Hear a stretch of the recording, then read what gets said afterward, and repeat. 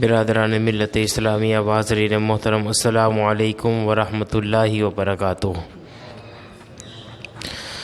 الفاتحہ الی اشرف الانبیاء جناب احمد مجتبیٰ محمد المصطفیٰ صلی اللہ تعالی علیہ وسلم۔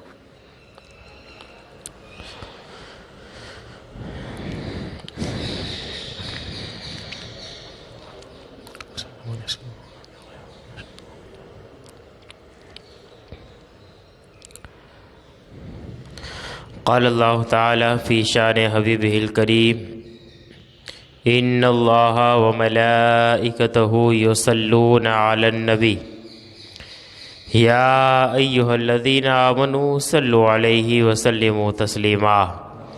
اللہم صلی علی سیدنا شفیعنا حبیبنا مولانا محمد بارک وسلم صلاۃ و سلام علیک یا رسول اللہ وسلم علیک یا حبیب اللہ صلی اللہ تعالی علیہ وسلم۔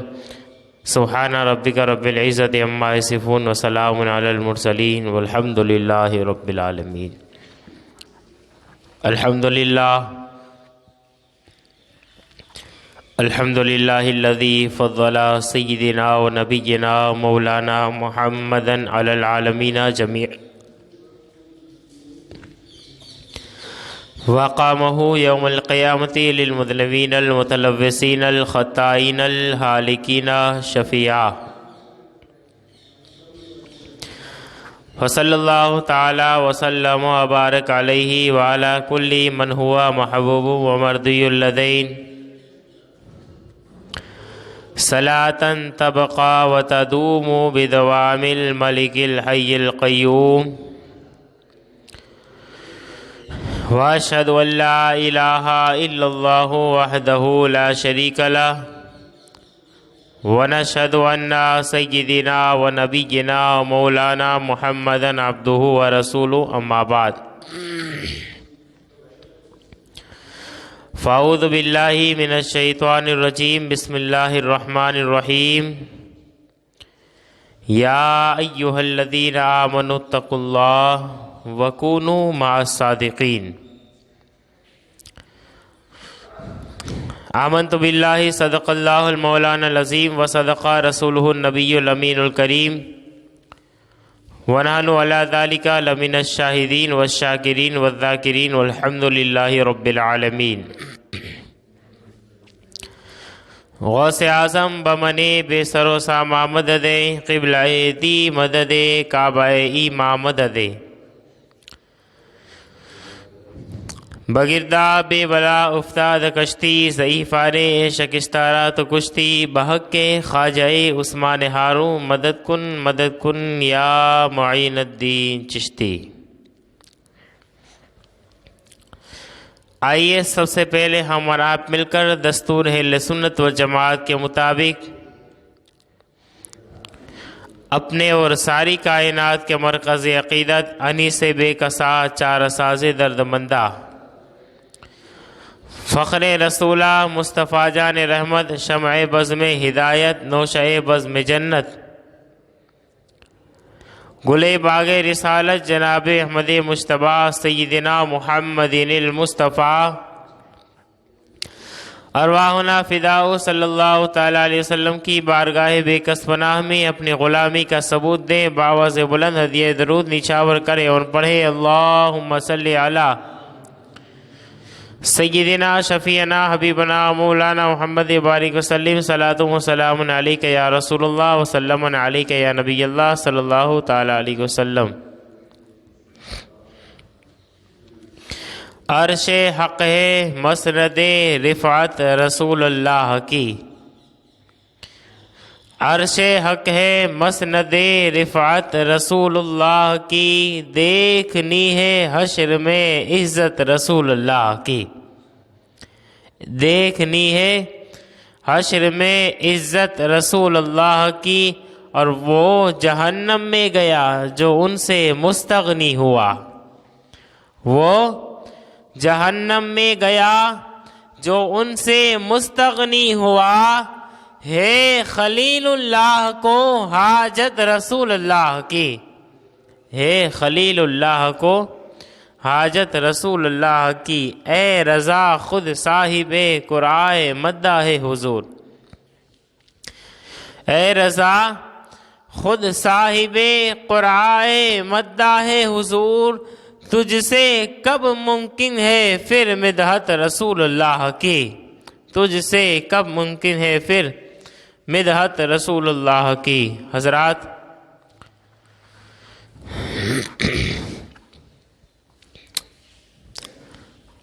خطبہ مسنونہ کے بعد جو آیت کریمہ تلاوت کرنے کا شرف حاصل کیا، اس پر کچھ روشنی ڈالنے سے پہلے آج کی یہ محفل و مجلس جس مرحومہ کے ایصال ثواب کی غرض سے منعقد کی گئی ہے، اللہ رب العزت کی بارگاہ میں دعا ہے اللہ رب العزت ان کے بخشش و مغفرت فرمائے، ان کے درجات کو بلند فرمائے، ان کے صغائر کبائر گناہوں کو معاف فرمائے۔ حضرات، اللہ رب العزت قرآن مجید فرقان حمید میں ارشاد فرماتا ہے، یا ایھا الذین آمنو، اے ایمان والو۔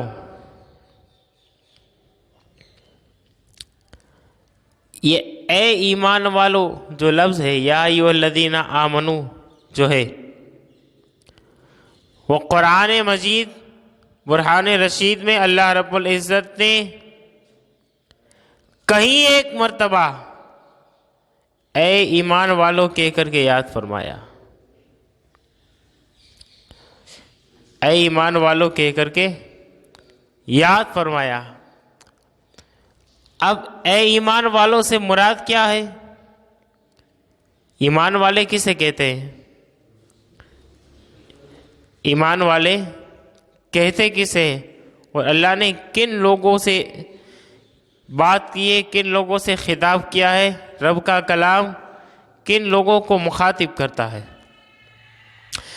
اے ایمان والو تو ہم نے بارہا سنا، یا ایھا الذین آمنو، جو قرآن پڑھتے ہوں گے کبھی نہ کبھی سال میں ایک مرتبہ بھی، جن کو توفیق ملتی ہوگی وہ قرآن کو کھولتے ہوں گے، یا کہیں پر قرآن تھوڑا سا وقت نکال کر کے کبھی سننے کا موقع بھی کسی کو میسر آیا ہوگا اللہ کی توفیق سے، ان کو پتہ ہوگا، ورنہ بعض اوقات زندگیاں گزر جاتی ہے لیکن قرآن کبھی سمجھ میں نہیں آتا۔ حالانکہ قرآن تو ایسی عظیم الشان کتاب ہے کہ اللہ رب العزت نے قرآن کے اندر وہ تاثیر رکھی ہے، اور قرآن میں اللہ نے وہ کمالات رکھے ہیں کہ بندہ پڑھتا چلا جائے اور پھر قرآن کے اندر بندہ صرف قرآن کی تلاوت کرتا چلا جائے، اللہ رب العزت قرآن کی تلاوت کی برکت سے اس کے درجات کو بلند فرما دیتا ہے۔ لیکن ہمیں توفیق میسر نہیں آتی بعض اوقات، ورنہ مسلمانوں کا یہ شیوا ہونا چاہیے کہ قرآن تو کبھی نہ کبھی کھول کر کے پڑھنا چاہیے، کیونکہ ہم نے قرآن کو چھوڑا ہے، اور اس قدر چھوڑا ہے کہ صرف لوگ یہ سمجھتے ہیں کہ قرآن ہے تو برکت کے لیے ہے، قرآن ہے تو برکت کے لیے۔ کیا بات ہے، قرآن برکت کے لیے ضرور ہے، لیکن قرآن لڑکیوں کو شادی میں جہیز میں دے کہ قرآن تو دینا پڑے گا، یہ ضروری قرار دیا، قرآن دینا پڑے گا۔ چلو اچھی بات ہے، شادیوں میں جہیز میں قرآن دینا چاہیے۔ پھر نیا مکان لیتے ہیں، ہمارے یہاں ایک رواج اور ہے، نیا مکان لیتے ہیں یا کوئی بھی مکان میں مطلب کہیں رہنے پہلی مرتبہ جانا ہوتا ہے تو پہلے قرآن کو لے کر کے جاتے ہیں، بولے پہلے قرآن کو لے کر کے جائیں گے۔ ماشاءاللہ، بڑی اچھی تیری محبت ہے، بڑی اچھی تیری عقیدت ہے کہ تو قرآن کو لے کر کے جا رہا ہے، تو قرآن کو سب سے پہلے گھر میں داخل کر رہا ہے۔ چلو اچھا ہے، یہ بھی قرآن کا ادب کیا، یہ بھی قرآن کا ادب کیا، لیکن قرآن کیا اس لیے ہے کہ جہیز میں لڑکیوں کو دے دو ہے، پھر کوئی جو ہے کہ مکان بناؤ تو مکان کے اندر پہلے قرآن کو داخل کرو، گھر کے اندر قرآن پڑھا ہے بس برکت ہے، اونچا اسٹینڈ سب سے اونچا اسٹینڈ قرآن کا بنا دیا، چلو وہاں پہ قرآن رکھ دیا۔ کیا قرآن اس لیے ہے؟ نہیں، قرآن اس لیے نہیں ہے۔ قرآن تو وہ کتاب ہے اور وہ لازوال جو ہے کہ نعمت ہے، انمول دولت ہے کہ قرآن کو بندہ پڑھے سمجھے تو پھر جو ہے کہ ظاہر میں اپنے مکان میں تو لے جاتا ہے، اپنے گھر میں اونچی جگہ پر رکھتا ہے۔ یہ بات اچھی ہے کہ ظاہر میں قرآن جو ہے کہ ایک کاغذ کے ٹکڑے پر رکھا ہے، اس کا تم ادب و احترام کرتے ہو، لیکن قرآن اس کی جگہ نہیں ہے، قرآن تو اس کی جگہ ہے۔ قرآن کی جگہ اصل جو جگہ ہے وہ مومنوں کا دل ہے، مومنوں کا دل ہے، اور اس دل کے اندر قرآن کو جگہ دو، اس کے اندر قرآن کو جگہ دو، اس کے اندر قرآن کو رکھو، اس کے اندر قرآن کو اتارو۔ یہ قرآن اتنی عظیم الشان کتاب ہے، اتنی عظیم الشان کتاب ہے کہ اس کے اندر ہر سوال کا جواب موجود، ہر سوال کا جواب، ہر بات کا خلاصہ قرآن میں۔ آپ کو زندگی میں کوئی بھی مسئلہ آ جائے، زندگی میں کوئی بھی مسئلہ آ جائے، آپ قرآن کو کھول کر کے پڑھیں، قسم خدا کی قرآن کو کھول کر کے پڑھیں گے، سمجھیں گے، تمہارے مسئلے کا جواب مل جائے گا۔ مسئلے کا جواب قرآن کے اندر ہے۔ لیکن آج ہم نے قرآن کو بس انہی کاموں کے لیے رکھ دیا ہے، حالانکہ قرآن پڑھنا چاہیے، قرآن کو پڑھنا چاہیے۔ صرف خالی بعض اوقات ہمارے مسلمانوں کے بہت سارے ایسے گھر بھی ہیں جن میں برسوں ہا برس گزر جاتے ہیں، لیکن ان کے گھر میں قرآن تک کھلتا نہیں ہے، قرآن کبھی کھلتا بھی نہیں ہے، اور ان کو پتہ ہی نہیں ہوتا۔ کیوں نہیں پتہ ہوتا ہے؟ کیوں نہیں پتہ ہوتا ہے؟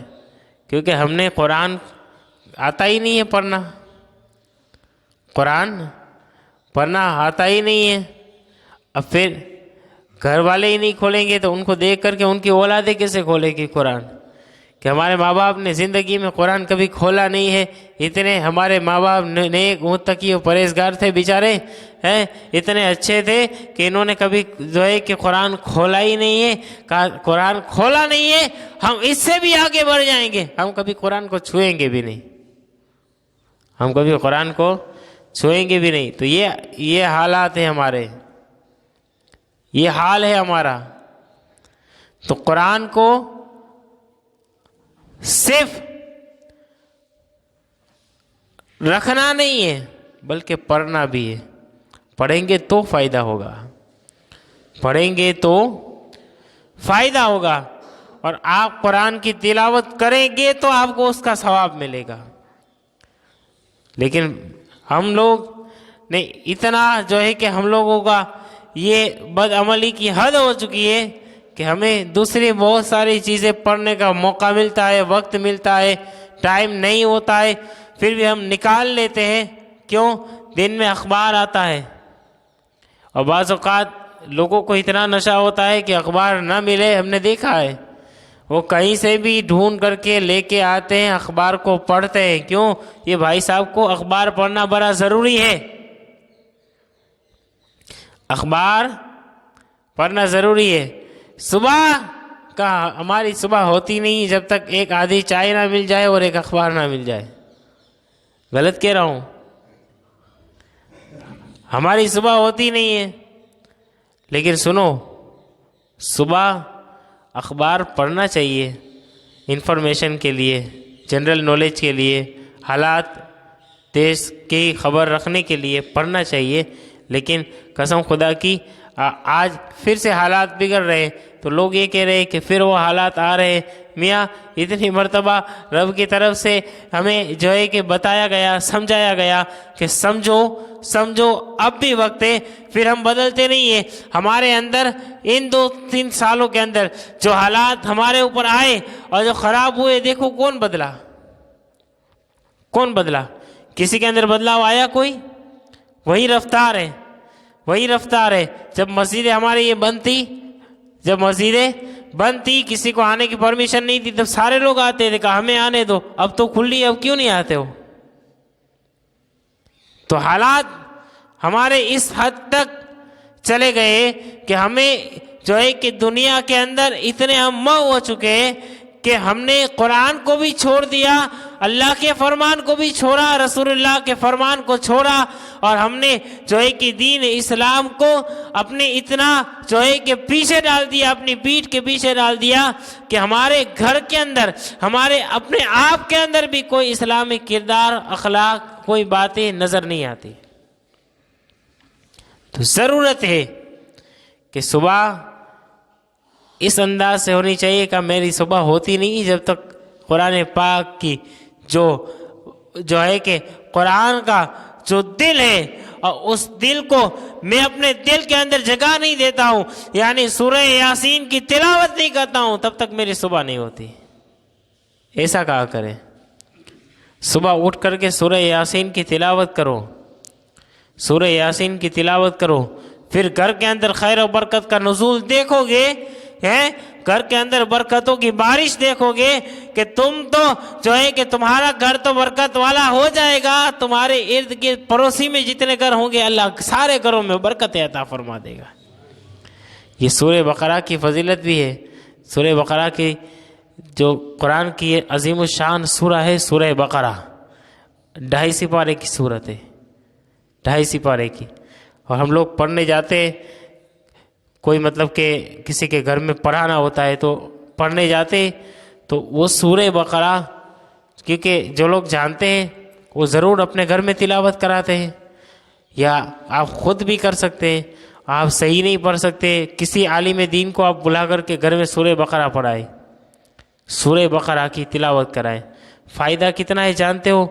میری بات غلط ہو سکتی ہے، یہ دنیا کا کوئی عالم کہے اس کی بات غلط ہو سکتی ہے، مصطفیٰ جان رحمت کی بات غلط نہیں ہو سکتی، رسول اللہ کی فرمان غلط نہیں ہو سکتا۔ فرماتے میرے آقا، سورہ بقرہ کی تلاوت جس گھر میں 3 دن تک کی جاتی ہے، 3 دن تک جس گھر میں کی جاتی ہے سورہ بقرہ کی تلاوت، اللہ رب العزت اس گھر سے شیطان کو دور فرما دیتا ہے۔ جس گھر سے شیطان دور ہو جاتا ہے، بتاؤ اس گھر کے اندر خیر و برکت کا نزول ہوتا ہے یا نہیں ہوتا ہے؟ تو سورہ بقرہ کی تلاوت، اور اللہ آپ کو توفیق دے، اگر آپ صحیح پڑھنا جانتے ہیں تو آپ روزانہ سورہ بقرہ کی تلاوت کریں۔ کتنا ٹائم لگے گا؟ 1 گھنٹہ لگے گا، 1-1.5 گھنٹہ۔ یہ نہیں ہو سکتا سورہ یاسین کی تلاوت بھی کرنا شروع کر دیں۔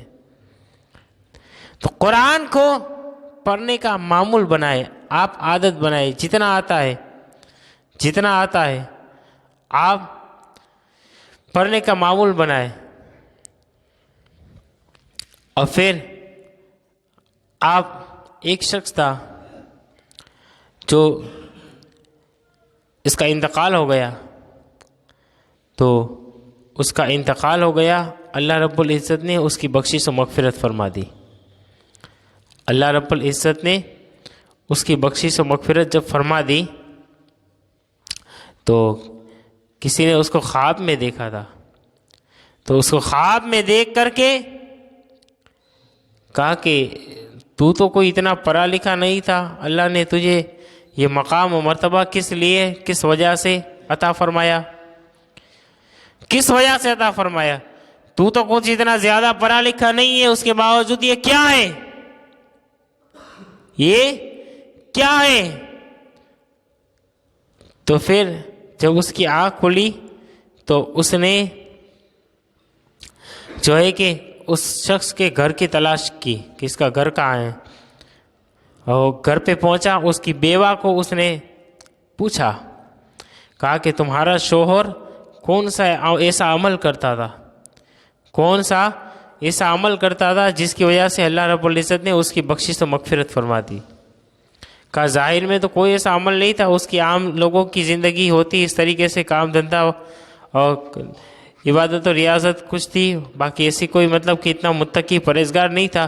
کہا کہ اللہ نے انہیں بڑا مقام عطا فرمایا ہے، اللہ نے انہیں بڑا مقام عطا فرمایا، تو وجہ کیا ہے؟ وجہ کیا ہے؟ دیکھو اللہ رب العزت کا وہ کرم ہے کہ رب کا کرم ہو جائے تو پھر یہ نہیں دیکھا جاتا کہ اس نے 50 سال عبادت کی ہے یا 1 سال عبادت کی ہے، 50 سال عبادت کیے یا 1 سال عبادت کیے، رب کا کرم ہو جاتا ہے، اللہ رب العزت اسے جو ہے کہ وہ اپنے وقت کا ولی کامل بھی بنا دیا کرتا ہے، وقت کا ولی کامل بنا دیا کرتا ہے۔ کون نہیں جانتا حضور غوث پاک رضی اللہ تعالیٰ عنہ کو؟ اللہ رب العزت نے حضور غوث پاک رضی اللہ تعالیٰ عنہ کو بڑی شان و عظمت عطا فرمائی اور بڑا مقام و مرتبہ اللہ رب العزت نے سرکار بغداد کو عطا فرمایا کہ سرکار بغداد سیدنا شیخ عبد القادر جیلانی غوث الاعظم دستگیر رضی اللہ تعالیٰ عنہ، اللہ نے وہ شان عطا فرمائی کہ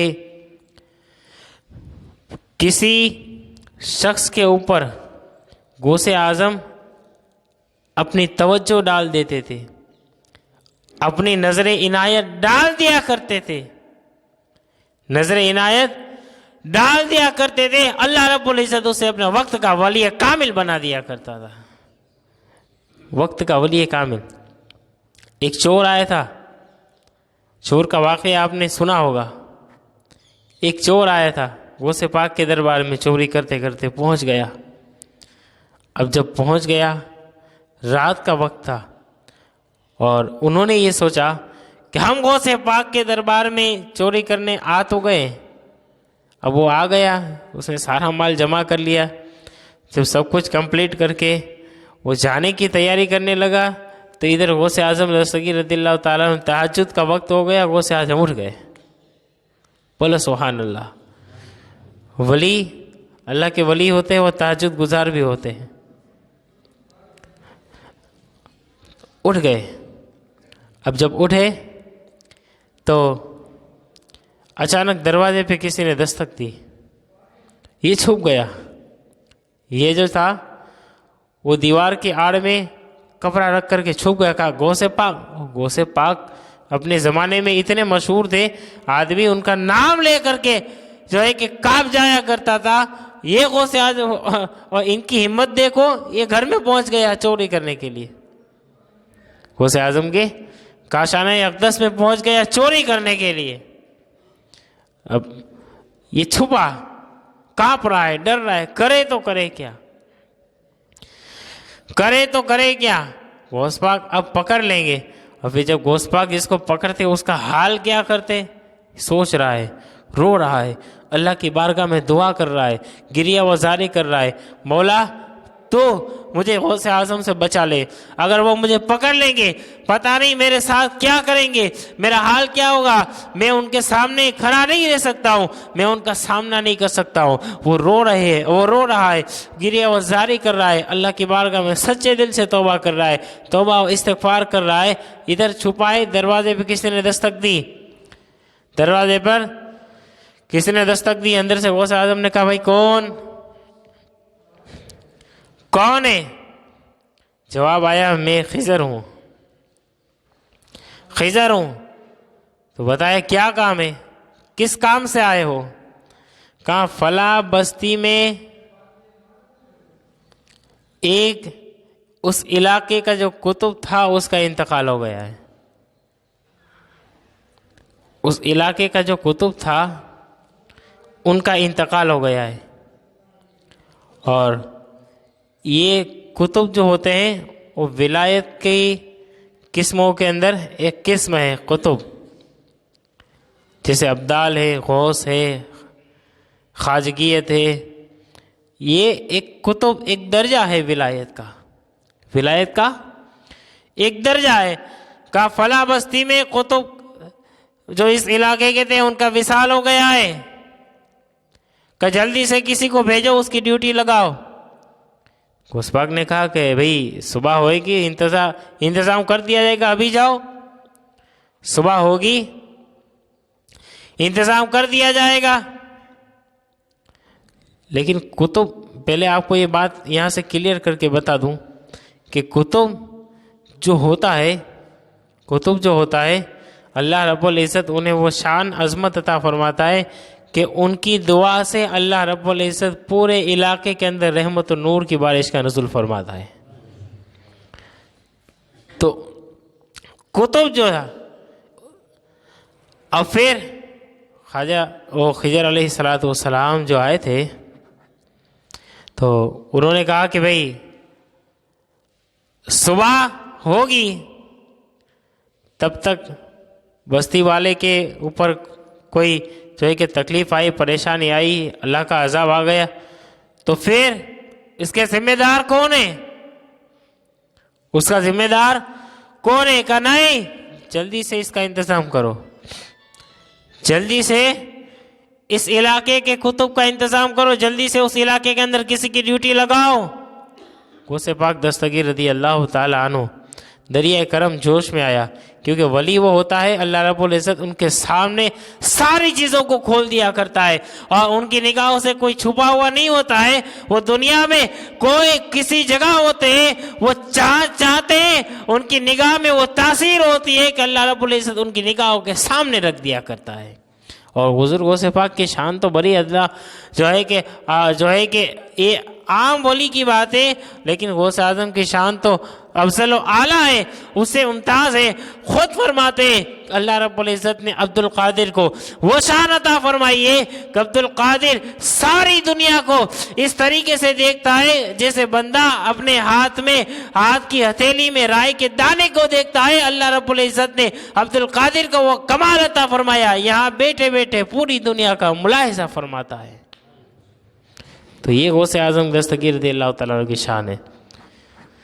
تو جناب خضر کہتے ہیں کہ بھئی جلدی سے ڈیوٹی لگاؤ۔ غوث اعظم دستگیر رضی اللہ تعالیٰ عنہ کا دریائے کرم، کیونکہ غوث اعظم دستگیر رضی اللہ تعالیٰ عنہ یہ سید گھرانے سے ہے اور حسنی حسینی سادات ہے، حسنی حسینی سادات ہے۔ ان کے باپ داداؤں کا یہ کام رہا ہے، ان کے باپ داداؤں کا یہ کام رہا ہے کہ ان کے دشمن کو بھی وہ پانی پلا دیا کرتے تھے، ہے واقعہ سارے لوگوں نے سنا۔ امام حسین کو کون نہیں جانتا، ساری دنیا جانتی ہے۔ لیکن اب امام حسین امام حسن کی اولاد ہے غوث اعظم دستگیر رضی اللہ تعالیٰ عنہ۔ دریائے کرم جوش میں آتا ہے، جب دریائے کرم جوش میں آیا کہا اچھا ایسا ہے، ابھی ارجن جو ہے کہ کسی ابدال کی ڈیوٹی لگانی ہے۔ کہا سنو، وہ جو فلاں کونے کے اندر وہ جو چور چھپا ہوا ہے اس کو میں نے اس وقت کا اس علاقے کا ابدال بنا دیا ہے، اس کو لے جاؤ، اس کو لے جاؤ۔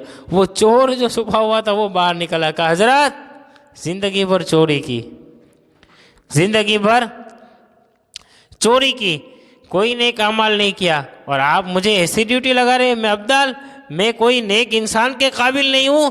کہا کہ ابدال، کہا ابدال، کہا نہیں میں اس قابل بھی نہیں ہوں حضرت، میں اس قابل بھی نہیں ہوں حضرت، آپ مجھے وہاں کی ڈیوٹی کیوں لگا دیتے، اور آپ مجھے جو ہے کہ اس علاقے کا ابدال بنا کر کیسے بھیج رہے؟ میں نے کوئی نیک عمل نہیں کیا، کوئی اچھا کام نہیں کیا، لیکن اب جو ہے کہ وہاں پر مجھے ابدال کی ڈیوٹی لگا کر بھیج دیا جاتا ہے۔ غوث اعظم فرماتے عبد القادر کی نظر نے تجھے اللہ کا ولی بنا دیا ہے، عبد القادر کی نظر نے تجھے اللہ کا ولی بنا دیا۔ تو یہ غوث اعظم چوروں کو بھی ولایت عطا فرماتی، یہ غوث اعظم دستگیر رضی اللہ تعالیٰ بڑی شان و عظمت اللہ رب العزت عطا فرمائی۔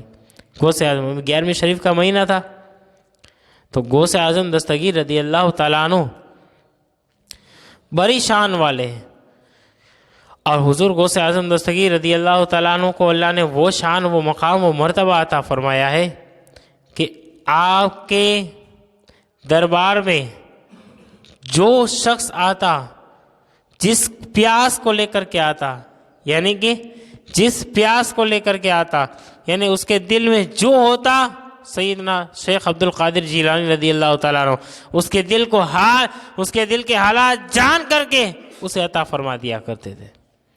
یہ غوث اعظم دستگیر رضی اللہ تعالیٰ عنہ۔ ایک شخص تھا غوث پاک دستگیر رضی اللہ تعالیٰ عنہ کی بارگاہ میں آیا، سرکار کی بارگاہ میں آیا، اور آ کر کے کہا یہ جو بھی چور کا واقعہ سنا تو میرے ذہن میں ایک واقعہ اور آ گیا، یہ بھی چور والا ہے، یہ بھی چور والا ہے۔ یہ واقعہ، یہ شخص غوث پاک کے دربار میں آتا ہے اور آ کر کے انہوں نے کہا حضرات میں آپ کا مرید بننا چاہتا ہوں۔ کہا پھر بن جاؤ، بن جاؤ۔ کہا میری 2 شرطیں، مرید بھی بننا ہے اور شرطیں لگانی، یہ کیسا مرید ہے؟ پیر صاحب سے کوئی شرطیں لگاتا ہے؟ آپ لگاتے ہیں؟ تو کہا کہ میری 2 شرطیں ہیں۔ بتاؤ بتاؤ کیا شرطیں ہیں؟ کہا 2 شرطیں ہیں، اگر یہ شرط آپ منظور کرتے ہو تو میں آپ کا مرید بنتا ہوں، ورنہ نہیں بنتا۔ عجیب انسان ہے۔ کہا بتاؤ کون سی شرطیں ہیں؟ کہا کہ دیکھو میں چوری نہیں چھوڑوں گا، چوری نہیں چھوڑوں گا۔ کہ پھر دوسرا نماز نہیں پڑھوں گا، دوسرا نماز نہیں پڑھوں گا، یہ 2 کام مجھ سے نہیں ہوں گے۔ یہ 2 شرطیں اگر آپ میری منظور کرتے ہیں تو میں آپ کا مرید بن جاتا ہوں۔ 2 شرطیں آپ کو منظور کرنی پڑے گی، اگر کرتے ہو تو بولو۔ تو غوث اعظم دستگیر تو غوث اعظم دستگیر ہے۔ کوئی ایسا ہوتا تو کہہ دیتا بھائی مرید بننا ہے تو بنو بھائی، نہ کہ تمہاری مرضی، نکلو یہاں سے۔ یہ کیسی شرطیں ہوتی ہے کہ چوری نہیں چھوڑوں گا، نماز نہیں پڑھوں گا، مرید بننے کس لیے آیا ہے؟ اور آج ضروری بھی ہے کہ جس پیر کے ہاتھ میں ہاتھ آپ دیتے ہو تو مطلب یہ ہوتا ہے کہ آپ سچی توبہ کرتے ہو۔ اور پیر بھی کامل تلاش کرنا چاہیے، پیر کامل تلاش کرنا چاہیے، یہ بزرگان دین نے فرمایا ہے۔ تو کہا کہ میں آپ سے مرید ہو جاتا ہوں، یہ میری 2 شرطیں منظور آپ کرتے ہیں تو قبول ہے؟ تو غوث اعظم دستگیر تو غوث اعظم دستگیر تھے، ہے اللہ نے بڑی شان عطا فرمائی تھی، دلوں کے حال کو جانتے تھے، اور اتنے سمجھدار، اتنے عقل مند تھے غوث اعظم دستگیر رضی اللہ تعالیٰ عنہ کہ وقت کے بڑے بڑے سمجھدار ہوشیار جو لوگ ہوا کرتے تھے، یعنی اپنے وقت کے جو ذہین ترین لوگ ہوتے تھے، ان کے جو ہے کہ ذہن میں کوئی مسئلہ آتا، ان کے ذہن میں کوئی سوال آتا، چاہے کوئی بھی سوال ہو، ان کو حل نہیں ہوتا، غوث اعظم اس سوال کو حل کر دیا کرتے تھے۔ غوث اعظم دستگیر رضی اللہ تعالیٰ عنہ روزانہ 13 سبجیکٹ کے اوپر لوگوں کو پڑھایا کرتے تھے۔ کتنے سبجیکٹ؟ 13 سبجیکٹ کے اوپر غوث اعظم دستگیر رضی اللہ تعالیٰ عنہ اس کو تعلیم دیا کرتے، اس میں سارا علم آ گیا، سارا علم، علم حدیث، علم قرآن، علم سائنس، سارا۔ اور پھر غوث اعظم دستگیر رضی اللہ تعالیٰ عنہ کے بارگاہ سے ہر سال، اب مدرسہ بھی پڑھاتے تھے، ہر سال 3000 بچے تعلیم لے کر کے وہاں سے فارغ ہویا، 3000۔ اور پھر وہ 3000 نکلنے والے کوئی مسجد کے امام نہیں ہوتے تھے، بلکہ اس شان والے ہوتے تھے کہ دنیا کا علم بھی ہے، ڈاکٹری کا علم بھی ہے، ان کو انجینئرنگ کا علم بھی ہے، سائنس کا علم بھی ہے، سارا علم، قرآن و حدیث کا علم تو ہے ہی ہے، سارا علم جب اسے مل جاتا تھا، دنیا کا علم، دین کا علم نہیں ملتا تھا، بلکہ غوث اعظم کے دربار کا عالم یہ ہوا کرتا تھا، پڑھنے والا معمولی بندہ نہیں ہوتا تھا، بلکہ نکلتا تھا، عالم ہوتا تھا، اپنے وقت کا جو ہے کہ پروفیسر بن کے نکلتا تھا، ساتھ میں اللہ کا ولی بن کر کے بھی نکل جایا کرتا تھا، اللہ کا ولی بن کر کے بھی نکل جایا کرتا تھا۔ تو یہ غوث اعظم دستگیر رضی اللہ تعالیٰ عنہ کی شان ہے۔ تو اس نے کہا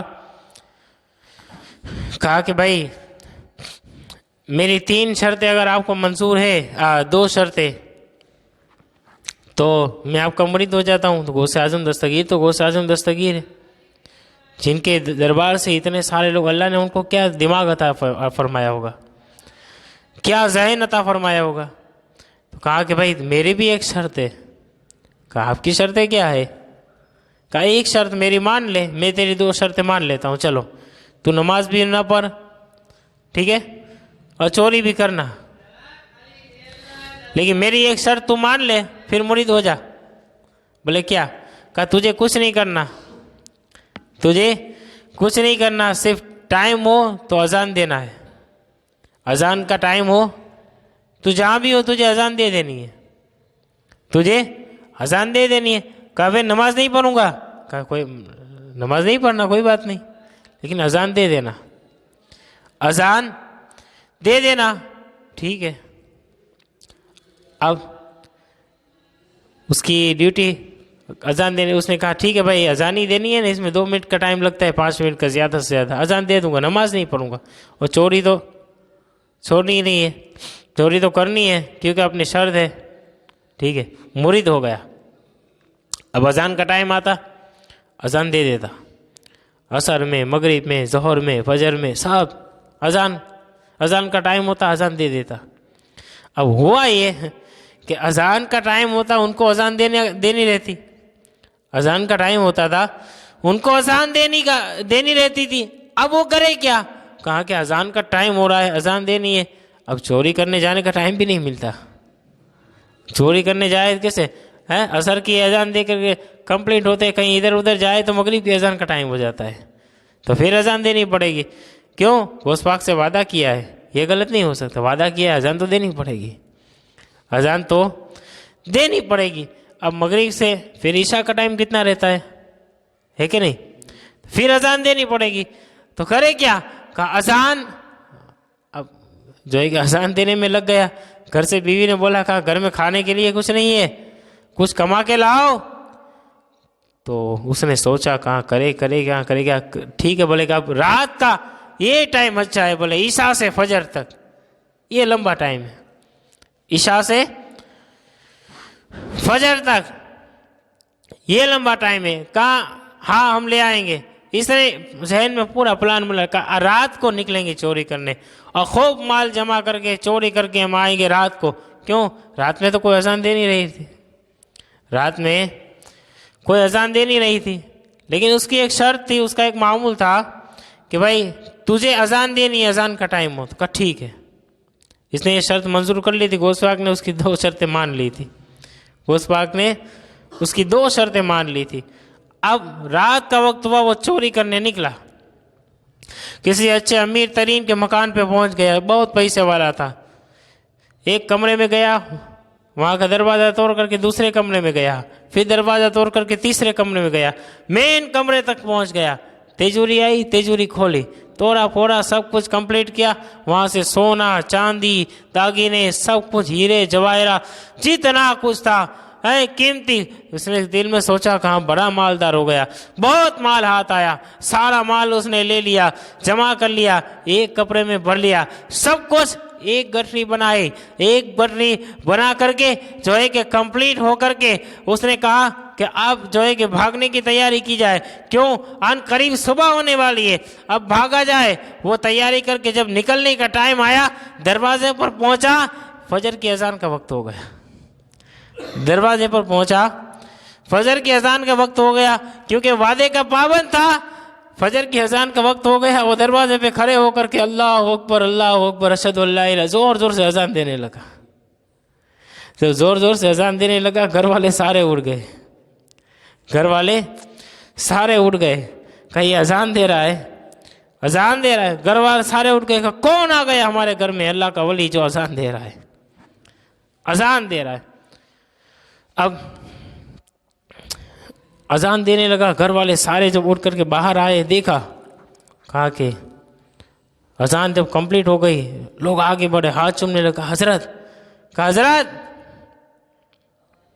آپ جو ہے کہ کوئی فرشتہ بن کر کے ہمارے گھر میں آئے، آپ ہمارے گھر میں اذان دے رہے، جو ہے کہ آپ ہمارے گھر میں اذان دے رہے. اب ان کا تو معمول تھا، عادت پڑ چکی تھی کہ جہاں بھی ہو وہاں اذان شروع کر دینی ہے. تو یہ تو چوری کرنے گیا تھا، ادھر نماز کا ٹائم، فجر کی اذان کا ٹائم ہو گیا، وہ دروازے پہ کھڑا ہو کر کے چالو ہو گیا. گھر والے جب سارے اٹھ گئے تو اب کہا کہ کوئی فرشتہ آ گیا ہے. جلدی سے لوگ آگے بڑھے، کہا حضرت آپ جو ہے کہ ہمارے گھر میں آئے، اذان دی. جب آپ نے اذان دی ہے، لوگوں نے پیچھے مصلی بچھا لے. کہا حضرت اذان دے دی ہے، نماز بھی آپ پڑھا دیں. کہا حضرت اذان دی ہے، نماز بھی آپ پڑھا دیں. انہوں نے کہا بھائی دیکھو اذان آپ نے دی، میں نے دے دیے، یہ میرا کام تھا، نماز نہیں پڑھا سکتا ہوں۔ کہا نہیں نہیں حضرت، آپ کی عاجزی ہے، انکساری ہے، آپ کا بڑک پن ہے، نہیں آپ کو جو ہے کہ آپ اپنے آپ کو ظاہر کرنا نہیں چاہتے۔ حضرت آپ نماز، ہم آپ کے پیچھے نماز پڑھیں گے۔ گھر والے ضد کرنے لگے، ہم آپ کے پیچھے نماز پڑھیں گے۔ تو کہا بھائی دیکھو میں چور ہوں۔ کہیں نہیں نہیں حضرت آپ چور نہیں ہو سکتے، ارے چور ہوتا ہے وہ بھاگ جاتا ہے، آپ تو ہمارے گھر میں اذان دے رہے ہیں، آپ چور نہیں ہیں۔ کہا آپ چور نہیں ہیں؟ کہا کہ نہیں غلط ہے بھائی، میں چور ہوں۔ کہا نہیں نہیں نہیں نہیں نہیں، یہ تو آپ کی خاکساری ہے، عاجزی ہے، انکساری ہے، یہ ہو ہی نہیں سکتا، آپ چور نہیں ہو سکتے، آپ جلدی سے نماز پڑھائیں، ہم آپ کے پیچھے نماز پڑھیں گے۔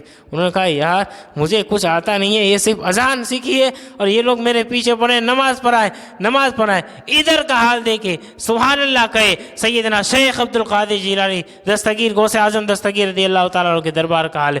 فجر کی نماز کا ٹائم ہوا، فجر کی نماز کا ٹائم ہوتا ہے، اب فجر کی نماز کے لیے غوث اعظم نکلے، اذان ہو گئی ہے، جماعت کا ٹائم ہونے والا ہے۔ ادھر غوث اعظم بغداد میں اپنے مکان میں بیٹھے بیٹھے مسکرا رہے ہیں، غوث اعظم مسکرا رہے ہیں۔ تو قریب والے جو کچھ خاص مرید ہوتے ہیں انہوں نے پوچھا کہ حضرت کیا وجہ ہے، صبح صبح اتنا مسکرا رہے، اتنا مسکرائے؟ کہا کہ وہ پھنسا، کہا اب وہ آیا ہے، اور ادھر وہ لوگ چھوڑنے کو تھے۔ کہا یقین مارو میں ایمانداری سے چور ہوں اور بڑا ایک نمبر کا پکا چور ہوں، آپ میری بات مانو۔ کہا نہیں آپ چور ہو ہی نہیں سکتے، آپ تو اذان دے رہے،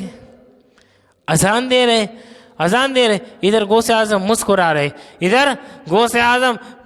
رہے، اب پھر اس نے سوچا اور اس نے پھر جو ہے کہ بغداد کی طرف، وہاں اس کے گھر میں بیٹھے بیٹھے غوث اعظم کے دربار کی طرف رخ کیا اور کہا یا غوث آپ کو مان لیا، آپ وقت میں پیروں کے پیر ہیں، غوث اعظم دستگیر ہے، اللہ نے آپ کو وہ شان عطا فرمائی ہے کہ آپ کو مان لیا، سرکار نظر کرم فرمائیے۔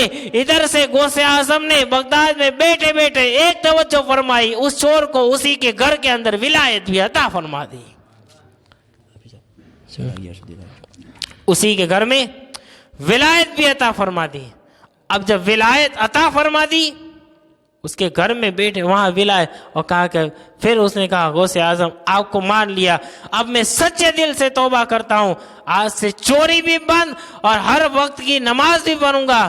پھر غوث اعظم کی نظر کرم ادھر سے ہوئی، ادھر وہ بیٹھے بیٹھے ولی بن گیا۔ پھر اس نے کہا اب میں نماز پڑھاؤں گا، اللہ سبحان اللہ، اب میں نماز۔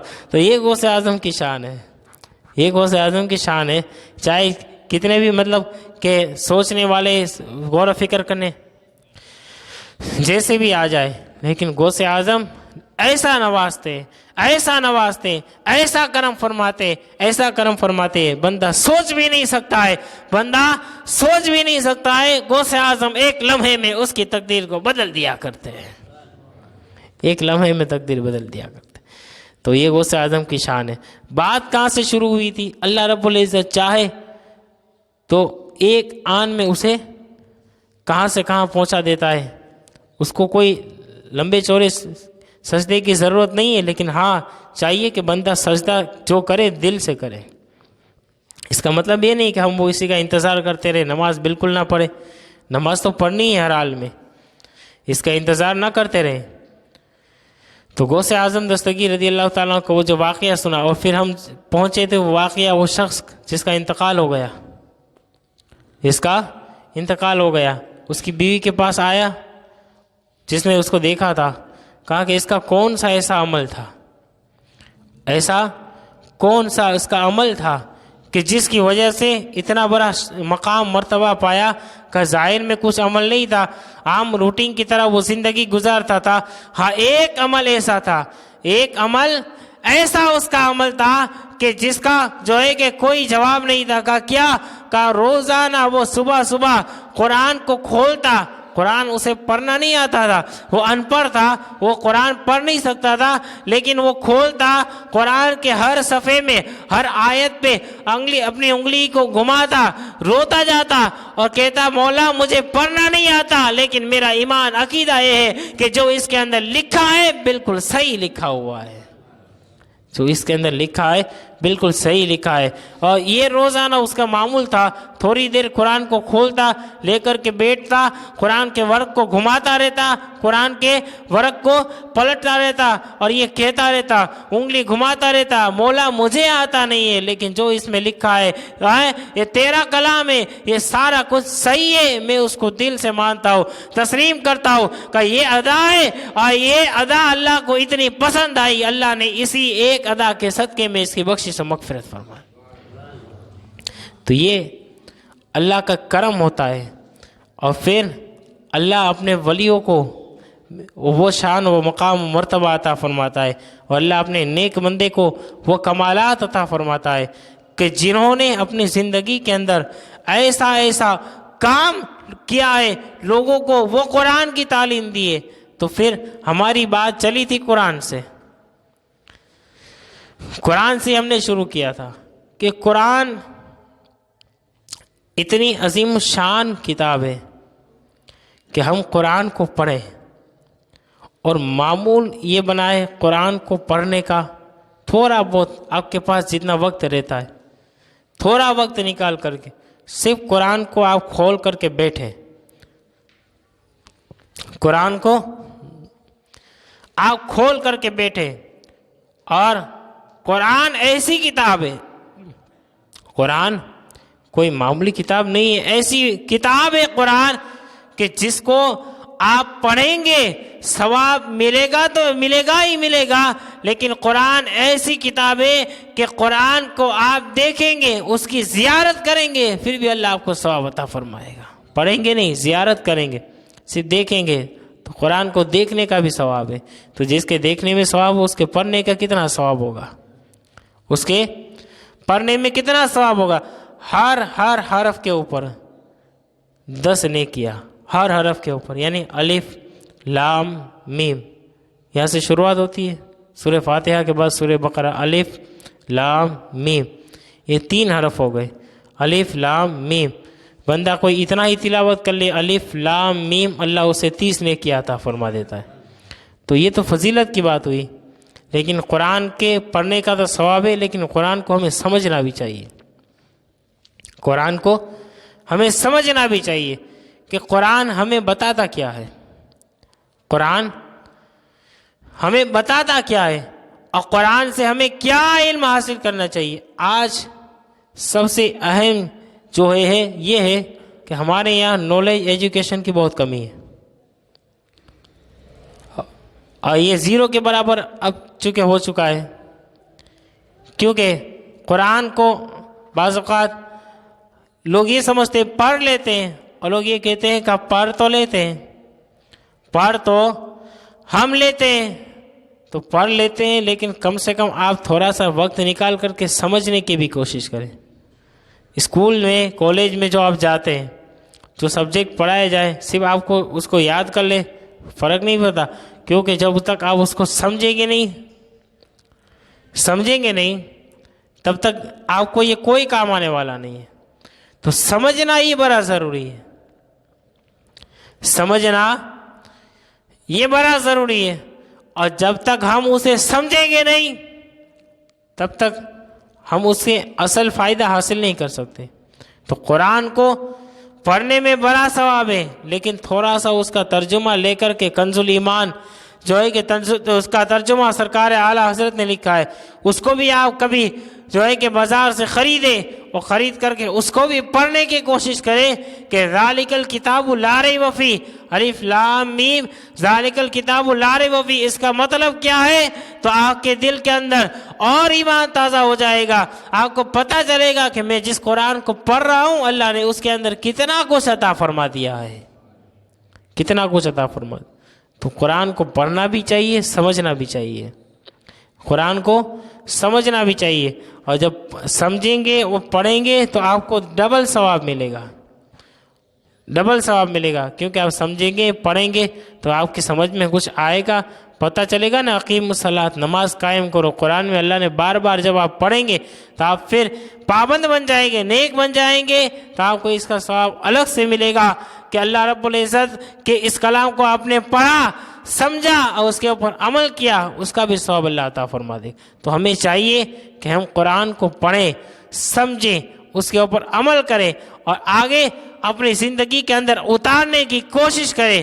اللہ رب العزت کی بارگاہ میں دعا ہے، اللہ رب العزت ہم سب کو قرآن مجید پڑھنے کی توفیق رفیق نصیب فرمائے، اور دوران گفتگو جو بھی کچھ بیان کیا گیا اللہ رب العزت سب سے پہلے مجھے آپ تمام ذات کو عمل کی توفیق عطا فرمائے۔ آمین۔ وما علینا الا البلاغ المبین، وآخر دعوانا